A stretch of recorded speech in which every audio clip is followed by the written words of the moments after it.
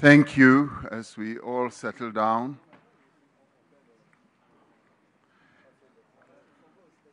Leaders of the G20 member states and invited countries, Secretary General of the United Nations, heads of international organizations and ministers and distinguished guests and everyone else who has played a role in making this G20 get to where it is.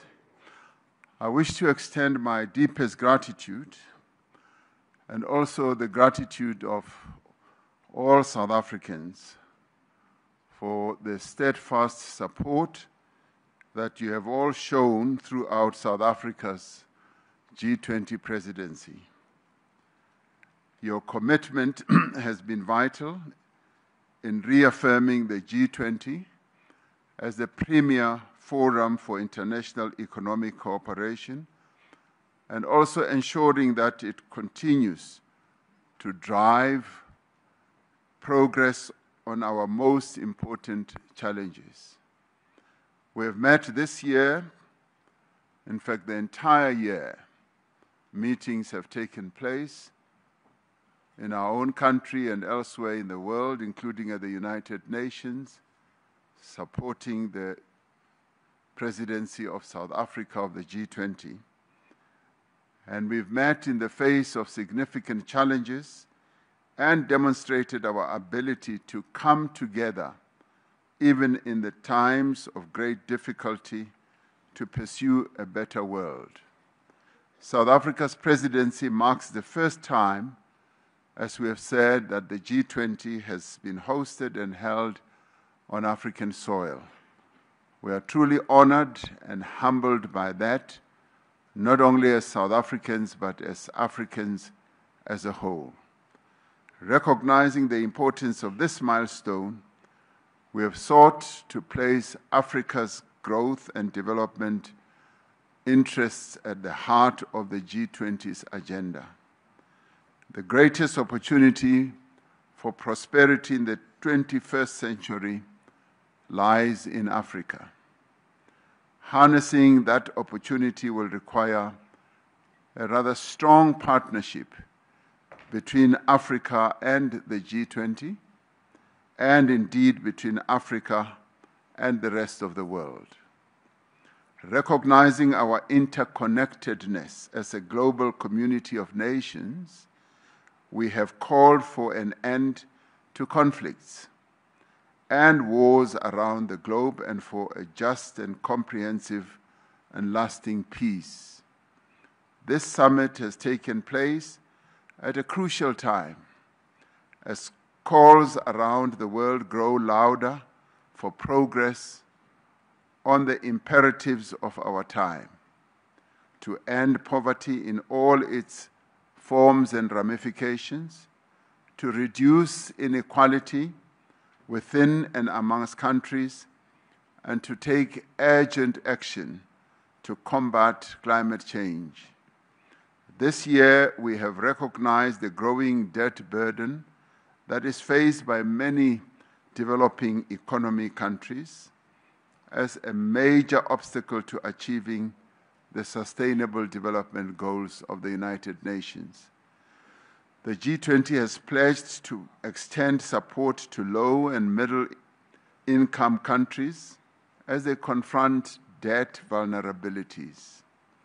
Together, we must create a virtuous cycle of reduced debt, higher public investment, and more rapid and inclusive economic growth.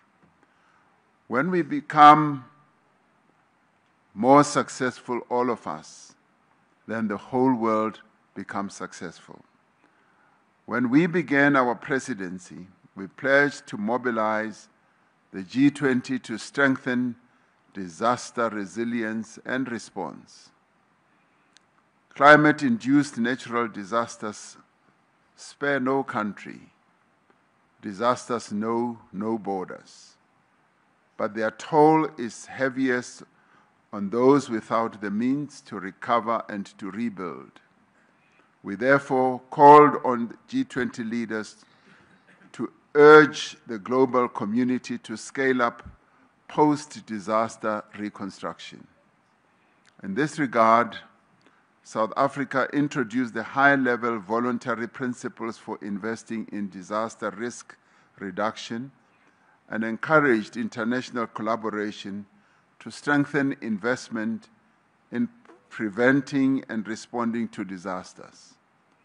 We've made progress in mobilizing finance for a just energy transition. Climate change touches every nation, but it impacts on everyone unevenly.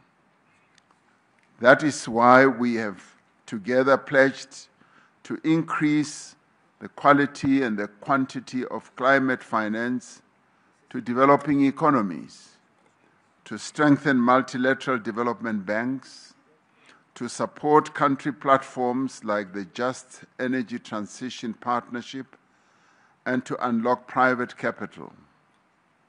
We reaffirmed our dedication to energy security, affordability and universal access, and the importance of supporting developing economies in their transition to low carbon emissions. We recognize the need for deep, rapid, and sustained reductions in greenhouse gas emissions and the need to substantially scale up investment and climate finance from all sources.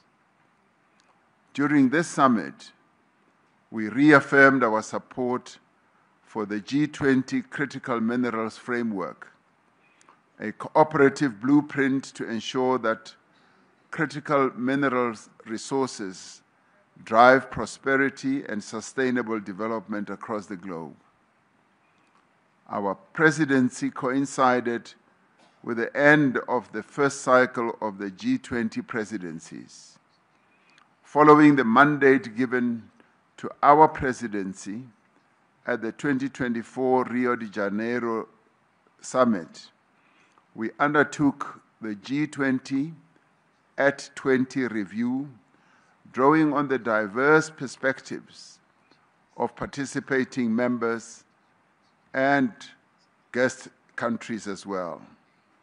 It is our hope that the recommendations of the review will serve as a helpful guide for the G20 to ensure that it remains fit for purpose in an ever-changing world.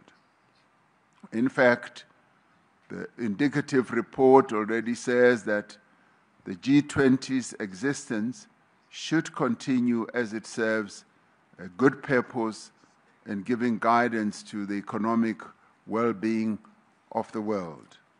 At the heart of our presidency lies a conviction that the G20 must act boldly and act together to create an environment of inclusive growth, an environment of reduced inequality, an environment which will support sustainable development.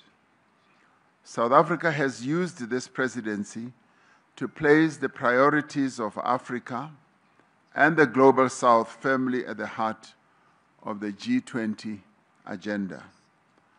Building on the developmental agenda of previous presidencies in Indonesia, in India, and Brazil, we have prioritized the issues that matter most to developing economies. And in executing our task as a G20 president, we learned a lot from what Indonesia did, what India did, and what Brazil did. So in many ways, what we see having unfolded here was based on the foundations that those three countries of the Global South put in place. The G20 South Africa Summit Leaders' Declaration is more than words. It is a commitment to concrete actions that will improve the lives of people in every part of the world. Our agreement on a declaration during this summit demonstrates the value of the G20 as a forum that can facilitate joint action on issues of shared concern. Shared concern not only for the leaders, but shared concern for the peoples of the world.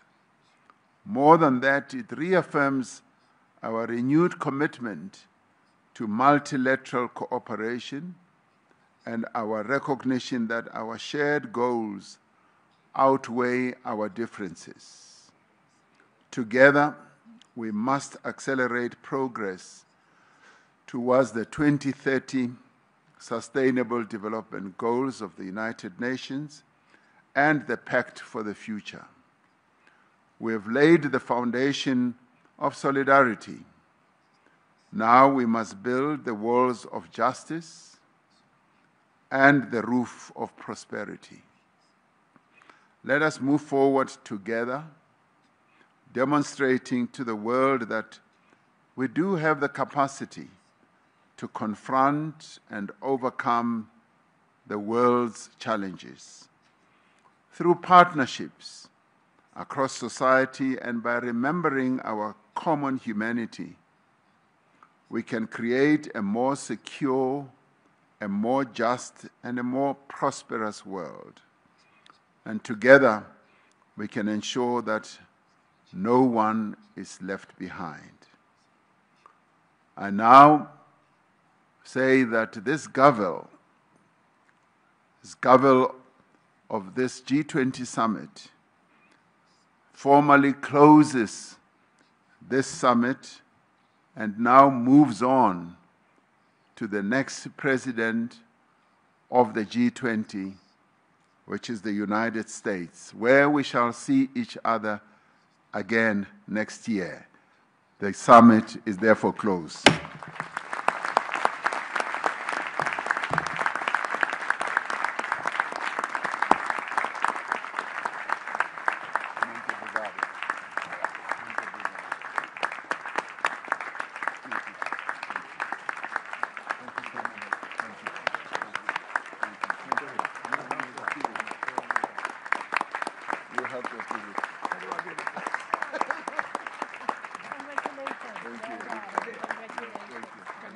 Where is the United States? They're not here.